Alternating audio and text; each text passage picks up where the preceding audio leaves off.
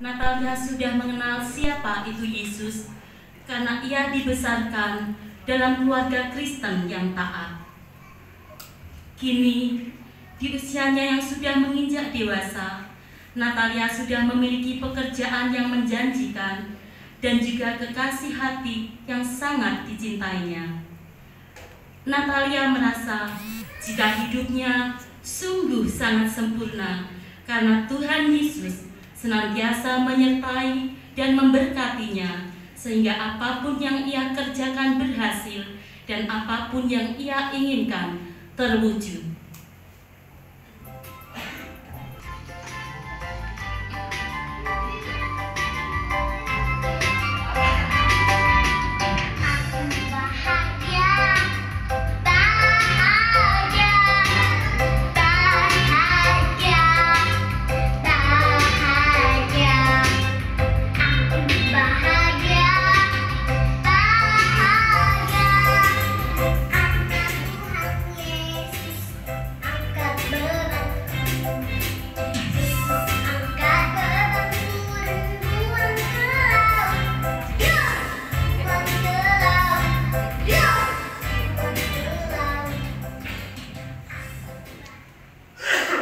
Namun, realita kehidupan tidak selalu berjalan sesuai dengan keinginan kita.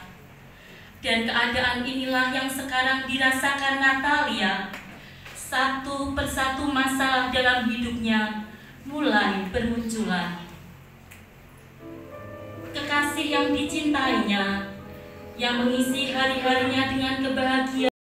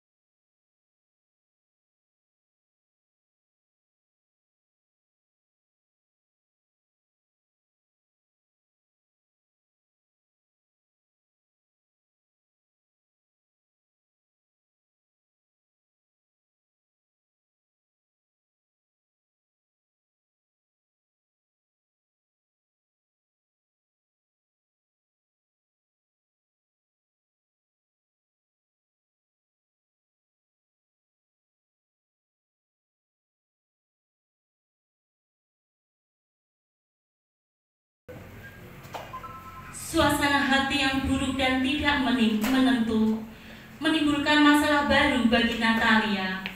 Ia menjadi tidak fokus dan ceroboh dalam pekerjaannya. Sampai akhirnya karirnya pun hancur dan ia dipecat dari pekerjaan.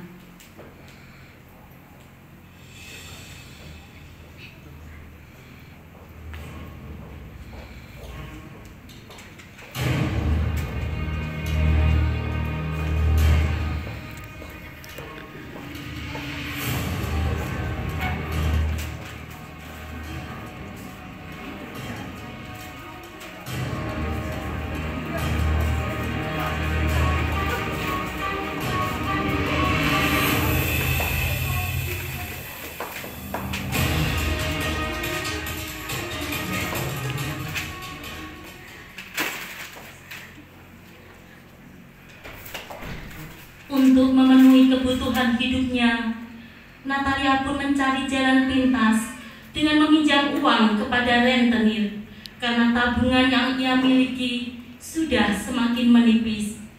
Tapi karena tak kunjung mendapat pekerjaan, ia pun tidak dapat melunasi hutang-hutangnya itu.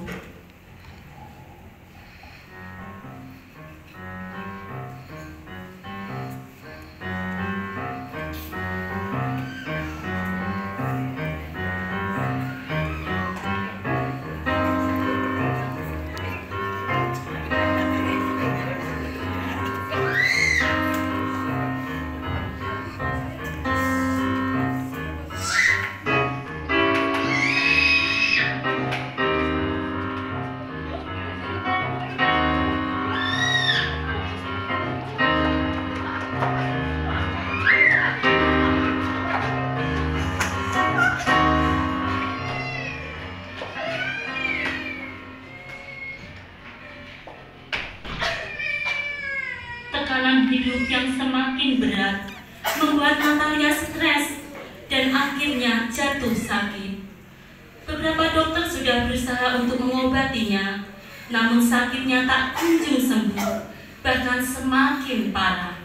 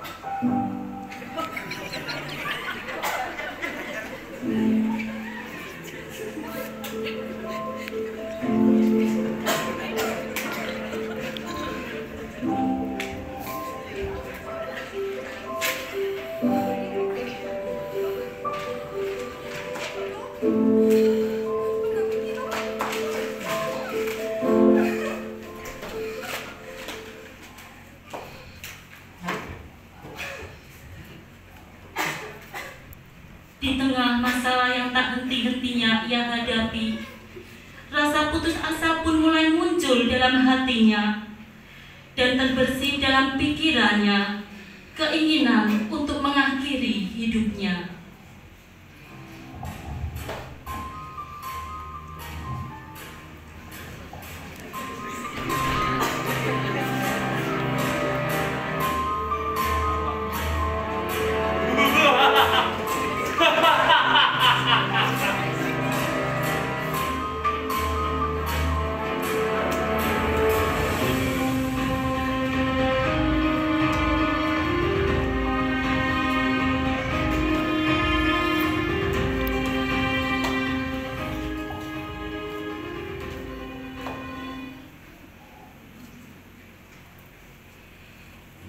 Terbayang dalam ingatan Natalia hari-hari bahagia yang pernah ia rasakan. Dulu semuanya indah dan baik-baik saja, tapi kini semuanya hilang, semuanya hancur. Mengapa semua kepedihan ini menimpa dirinya? Di manakah Tuhan?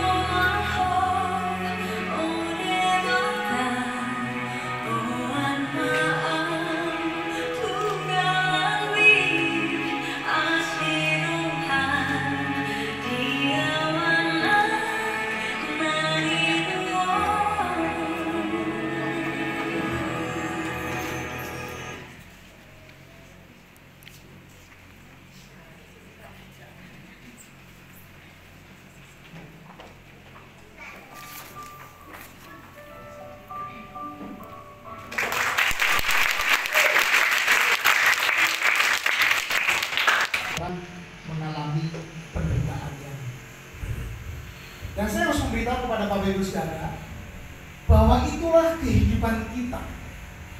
Bahkan orang yang telah percaya kepada Yesus pun tidak terlepas dari kesulitan yang ini. Malah saya boleh dan berani mengatakan bahwa hidup bersama Yesus itu tidak berarti bebasnya dari kesulitan dan penderitaan yang dapat kita alami. Malahan mungkin saja lebih berat tanggungannya. Nah, Bapak Ibu Saudara, inilah realita hidup kita dan juga inilah yang kita akan lihat pada kehidupan Yusuf dan Maria. Bacaan Alkitab yang tadi kita sudah baca bersama. Karena mau hidup bersama Yesus?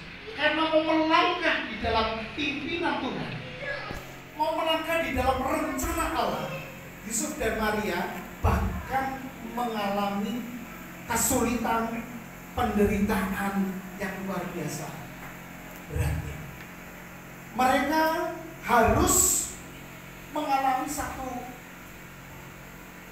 ketersiapkan kehidupan, ya. Ketika mereka mencari tempat penginapan, mereka tidak mendapatkan satupun ruang untuk lahir pelayanan Yesus secara layak, sehingga akhirnya mendapatkan